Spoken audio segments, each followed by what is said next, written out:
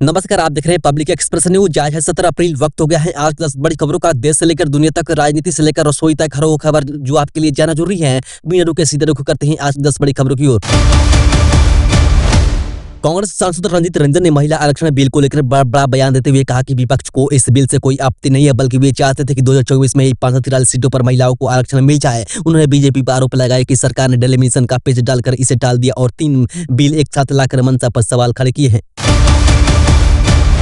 बता दें, भारत में जनगणना 2027 के तहत डिजिटल प्रक्रिया को बढ़ावा मिल रहा है, जहां अब तक करीब 12 लाख परिवार ने स्वयं जनगणना कर ली है। यह आंकड़ा 11 राज्यों और केंद्र शासित प्रदेशों से सामने आया है, जिसमें पिछले कुछ दिनों में तेजी से बढ़ोतरी दर्ज की गई है। सरकार द्वारा शुरू की गई ऑनलाइन प्रक्रिया नागरिकों को घर बैठे जानकारी दर्ज करने का अवसर दे रही है, जिससे जनगणना प्रक्रिया तेजी से और आसान, तेज और पारदर्शी बन रही है।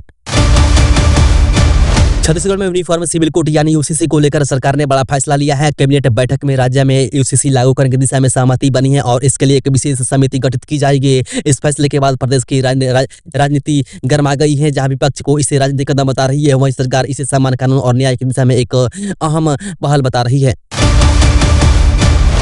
एलपीजी सिलेंडर बुकिंग को लेकर बड़ी राहत की खबर सामने आई है। लंबे समय से बंद पड़े कुछ बुकिंग सुविधाओं को फिर से शुरू कर दिया गया है, जिससे उपभोक्ताओं को पहले की तरह अब आसानी से गैस मिल सकेगा। नए अपडेट के बाद बुकिंग प्रक्रिया में सुधार हुआ है और डिलीवरी सिस्टम में भी तेज होने की उम्मीद है। हालांकि सरकार ने कुछ नियमों में बदलाव किया है। इसके लिए उपभोक्ताओं को अपडेट और गाइडलाइन का पालन करना जरूरी होगा।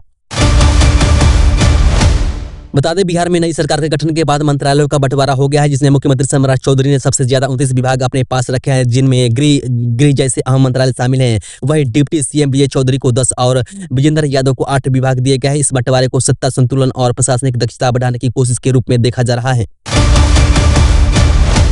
उत्तर प्रदेश के गाजियाबाद में एक भीषण आग लगने की घटना ने भारी तबाही मचा दी है, जहां देखते ही देखते 500 से अधिक झुग्गियां जलकर राख हो गई और इतनी तेजी से आग फैले कि लोगों को संभालने का मौका तक नहीं मिला। घटना के दौरान कई गैस सिलेंडर फटने से हालात और भयावह हो गए। सैकड़ों लोग बेघर हो गए और बच्चों को लापता होने की आशंका भी जताई जा रही है। दमकल की गाड़ियां मौके पर पहुंचकर आग बुझाने की कोशिश की। बता दें, संसद में महिला आरक्षण बिल पर चर्चा होने के दौरान उस समय हल्का फुल्का माहौल गर्मा गया, जब माइक को लेकर विपक्ष ने सवाल उठाए। राहुल गांधी ने इशारा करते हुए कहा कि उनका माइक बंद है, जिस पर लोकसभा अध्यक्ष ओम बिरला ने चुटीले अंदाज में एक जवाब दिया, माइक चालू है, आपका ही बंद होता है। इस अंदाज के बाद सदन में ठहाके गूंज उठे और माहौल कुछ देर के लिए बदल गया।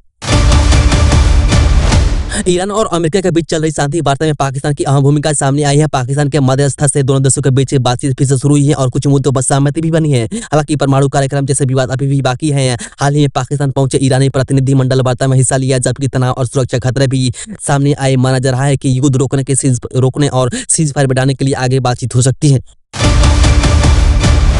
सम्राट चौधरी ने 15 अप्रैल 2026 को पटना के लोकभवन में बिहार के 24वें मुख्यमंत्री के रूप में शपथ लेकर नया राजनीतिक इतिहास रच दिया है। वह राज्य के पहले भाजपा मुख्यमंत्री बने। उनके साथ जेडीयू कोटे से 2 उप मुख्यमंत्री भी शपथ ग्रहण में शामिल हुए। नीतीश कुमार के इस्तीफे के बाद सत्ता परिवर्तन हुआ और एनडीए सरकार नए नेतृत्व में आई। इस शपथ समारोह को बिहार की रणनीति में बड़े बदलाव के रूप में देखा जा रहा है। दिल्ली विधानसभा को बुधवार को ईमेल के जरिए एक बार फिर से बम से उड़ाने की धमकी मिली। इस धमकी के बाद सुरक्षा व्यवस्था की तुरंत जांच की गई और पूरे परिसर में तलाशी अभियान चलाया जा रहा है। यह 2 दिनों के भीतर दूसरी ऐसी घटना है।